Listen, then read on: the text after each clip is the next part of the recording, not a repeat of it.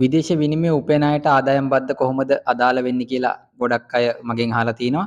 ඒ අය වෙනුවෙන් තමයි මේ වීඩියෝ එක අද අරගෙන ආවේ. වීඩියෝ එක ස්කිප් කරන්න නැතුව බලන්න. එහෙම වුණොත් තමයි මේක ඕගොල්ලන්ට හරියටම තේරුම් ගන්න හැකියාවක් ලැබෙන්නේ. අපි බලමු කොහොමද මේක කැල්කියුලේට් කරන්න කියලා. මූලිකවම කොටස් දෙකක් යටතේ මේකෙදි අපි සලකා බලන්න ඕනේ. බිස්නස් ඉන්කම් එකක් සහ සේවා නියුක්තික ආදායමක්. බිස්නස් ඉන්කම් එකකදී ඕගොල්ලන්ට නෙට් ප්‍රොෆිට් එකට තමයි ටැක්ස් එක අදාළ වෙන්නේ. ඒ කියන්නේ ඕගොල්ලොන්ගේ ව්‍යාපාරේ තියෙන නෙට් ප්‍රොෆිට් එක.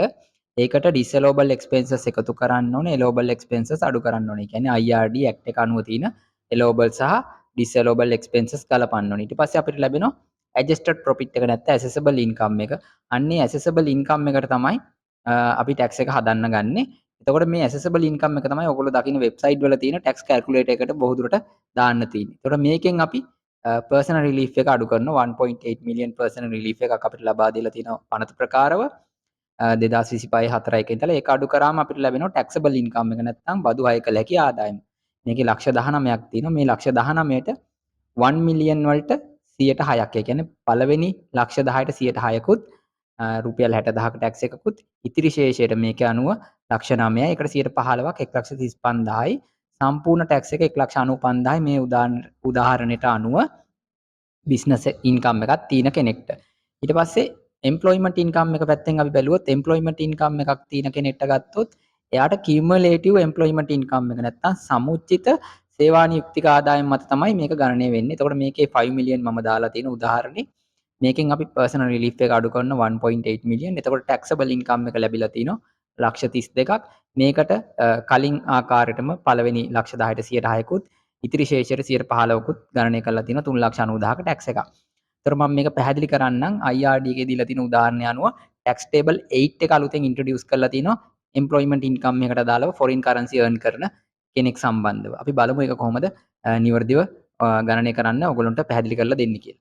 එතකොට මේ තියෙන tax table 8 එක. එතකොට මේක අදාළ වෙන්නේ ලංකාවේ වාසිකව ඉන්න කෙනෙක්ට. ඒ කියන්නේ physically වාසය කරන කෙනෙක්ට අදාළ වෙන්නේ. ඒ වගේම පිට රටට සේවා සපයන කෙනෙක්ට. ඒතකොට මේක අදාළ වෙන්නේ නැහැ ෆ්‍රීලාන්ස් කරන කෙනෙක්ට සහ ඉන්ඩිවිජුවල් සර්විස් ප්‍රොවයිඩර් කෙනෙක්ට. ඒගොල්ලොන්ට මේක බිස්නස් ඉන්කම් එකක් විදිහට තමයි කන්සිඩර් කරන්න ඕනේ. අර මම කලින් උදාහරණයක් ඔයගොල්ලන්ට කිව්වා මෙන්න මෙතන බිස්නස් ඉන්කම් එකක් විදිහට ගන්න කියලා. ඒතර YouTube කරනවා නම්, Fiverr කරනවා නම්, ඒ වගේ කරනවා නම් ඔයාලට අදාළ වෙන්නේ මෙන්න මේ බිස්නස් ඉන්කම් කියන කැටගරියට අදාළව තමයි ඒ ඉන්කම් එක කැල්කියුලේට් කරන්න ඕනේ. එහෙම නැතුව ඕගොල්ලෝ එම්ප්ලොයිමන්ට් ඉන්කම් එකක් විදිහට කරනවා නම් ඔයාලට අදාළ වෙන්නේ දෙවෙනි ක්‍රමය. එතකොට අපි බලමු ඒකද මොනවද අදාළ වෙන කැටගරි කියලා. මොනවද කන්ඩිෂන් කියලා. එතකොට ඔයා අනිවාර්යයෙන්ම පිටරට කම්පැනි එකට තමයි මේ සර්විස් එක දෙන්න ඕනේ. සේවා යෝජකයෙක්ට තමයි සපයන්න ඕනේ. සේවා නියුක්තිකයෙක් විදිහට. ඒ වගේම ලංකාවෙන් පිටත පාවිච්චි කරන්න තමයි සේවය සපයන්න ඕනේ. ඒ වගේම මේ අදාළ මුදල ඉපයීම බැංකුවක් කරා ලැබිලා තින්න ඕනේ ශ්‍රී ලංකාවට. ඔන්න ඔය කන්ඩිෂන් තුන ඉන්න ඕනේ. ඒ වගේම සේවා යෝජකෙක් යටතේ වැඩ කරලා තින්න ඕනේ. එතකොට මේක APIT table 8 එකටනේ ඇප්ලයි කරලා තින්නේ. ඒ කියන්නේ උපයන විට ගෙවීම නැත්නම් අපි කියනවා අත්තිකාරම් පුද්ගල ආදායම් බද්ද. එතකොට නමුත් පිටරට ඉන්න කෙනා APIT රෙජිස්ටර් නැහැනේ බොහෝ දුරට. මේක ලංකාවේ ටැක්ස් එකක්. ඒ නිසා ඔයා තමයි මේක අඩු කරලා ගෙවන්න ඕනේ මාස්පතා. දැන් මේකේ කියලා තියෙනවා මන්ත්ලි ගෙවන්න කියලා. අන්න එතන පොඩි ගැටලුවක් තියෙනවා. මොකද මන්ත්ලි ගෙවන්න අපි පුරුදු වෙලා නැහැ. ඒක සේවා යෝජකයන් සාමාන්‍යයෙන් ගෙවන්නේ. ක්වාටර්ලි තමයි අපි ගෙවන්නේ. නමුත් මේ මන්ත්ලි ගෙවන විදිහ අපි බලමු. එතකොට මේක ඕගොල්ලොන්ගේ ටැක්ස් ටයිප් එකට තමයි ගෙවන්න ඕනේ. ඒ කියන්නේ ඕගොල්ලෝ ටින් එකට personal individual tax identification number එකට පර්සනල් ටැක්ස් ටයිප් එක 0.5 කියන පර්සනල් ටැක්ස් ටයිප් එකට ඕගොල්ලෝ ටින් අංකය දාලා තමයි මේක ගෙවන්න ඕනේ. එතකොට මේ හම්බෙන සල්ලි ෆොරින් කරන්සි CBSL එක නැත්නම් සෙන්ට්‍රල් බැංක් එකේ බයින් රේට් එකට කන්වර්ට් කරලා අරගෙන ඒක 1.8 මිලියන් වලට වඩා එක්සීඩ් කරනවා නම් පල්ලෙහා තියෙන ටේබල් එක අනුව ඒ කියන්නේ මේ නිල් පාට වගුව අනුව අපි කැල්කියුලේට් කරන්න ඕනේ. ඒක තමයි මම අර කලින් උදාහරණේ Excel එකේදී ඔයගොල්ලන්ට පැහැදිලි කරේ කොහොමද කැල්කියුලේෂන් එක වෙන්නේ කියලා එම්ප්ලොයිමන්ට් ඉන්කම් එක. ඒකම තමයි මෙතන දක්වලා තියෙන්නේ. එතකොට අපි මාස්පතා ගෙවන එක ඉදිරියේදී IRD එක දැනුම් දෙවි කොහොමද ගෙවන්නේ කියලා කෝඩ් එකක් දෙවි. නැත්නම් ඔයගොල්ලෝ මේක ක්වාටර්ලි තමයි අනිවාර්යයෙන්ම ගෙවන්න ඕනේ. ක්වාටර්ස් 4කින්. එතකොට අපි බලමු මේක කොහොමද කැල්කියුලේට් වෙන්නේ කියලා. එතකොට මෙතන දක්වලා තියෙනවා 1.8 මිලියන් රිලීස්. මම උදාහරණයක් කිව්වෙත් ඒකම තමයි එම්ප්ලොයිමන්ට් ඉන්කම් එක. ඔයාලට දැන් පේනවා ඇති. ඒක පනත ප්‍රකාරව දීලා තියෙනවා.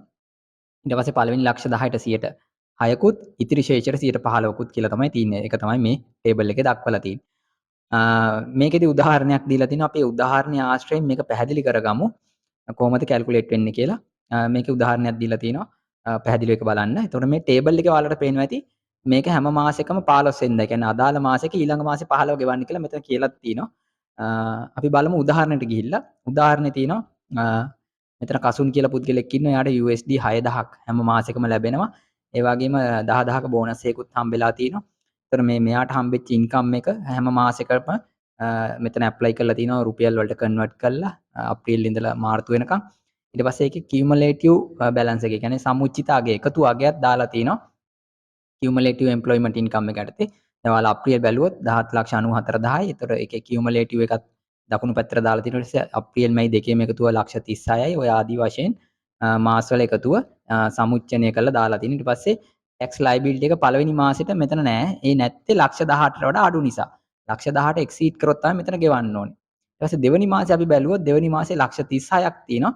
36 කැල්කියුලේෂන් එක මෙතන අරන් තියෙනවා 1,80,000ක ටැක්ස් ලයබිලිටි එකක් මේ කැල්කියුලේට් කරේ මෙන්න මේ විදිහට. අපි බැලුවොත් මේ ටැක්ස් කැල්කියුලේටරේට ලක්ෂ 36 අපි මෙතන දාලා ඒකෙන් 1.8 මිලියන් මෙතන රිලීෆ් එක අඩු කරනවා. අඩු කරාම එන බැලන්ස් එක ලක්ෂ 18යි. මේකෙන් පළවෙනි ලක්ෂ 18ට 106 ගානේ අපි ටැක්ස් එක කැල්කියුලේට් කරනවා. ඒ කියන්නේ 60,000යි. ඉතුරු ලක්ෂ 8ට 115ක් අපි ටැක්ස් එක කැල්කියුලේට් කරනවා. ඒ කියන්නේ 1,20,000යි. මේකට 60,000 එකතු කරාම තමයි මෙන්න මේ 1,80,000 කියන එක ලැබුණේ.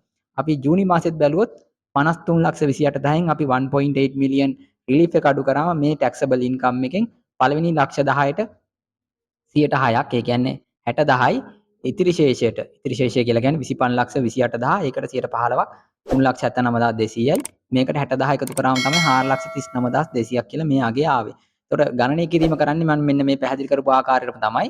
ඔයාලට මේ ටේබල් එක පැටලී සහගත වෙන්න පුළුවන්. මම ඒක තමයි හරි ක්‍රමය කියලා දුන්නේ. මෙතන අරන් තින්නේ මධ්‍යගයක් එකම උත්තරේ තමයි කොහොම කරත් එන්නේ.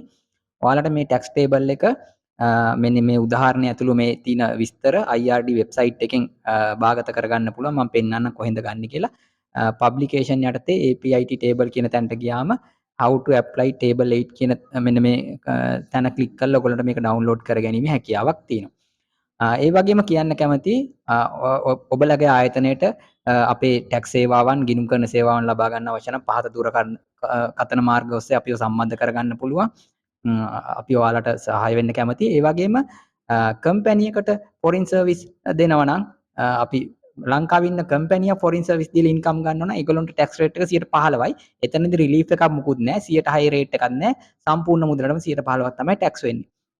ඉන්ඩිවිජුවල් අයට තමයි මම මේ කිව්ව ක්‍රමවේදයට ටැක්ස් වෙන්නේ. ඒතර ඔයගොල්ලන්ට හම්බෙන ෆොරින් ඉන්කම් එක බිස්නස් ඉන්කම් එක යටතේද එම්ප්ලොයිමන්ට් ඉන්කම් එකක් යටතේද කියලා බලලා ඒ ආකාරයට ඔයගොල්ලොන්ගේ ටැක්ස් එක ගණනය කරගන්න දැන් හැකියාවක් තියෙනවා කියලා අපි විශ්වාස කරනවා.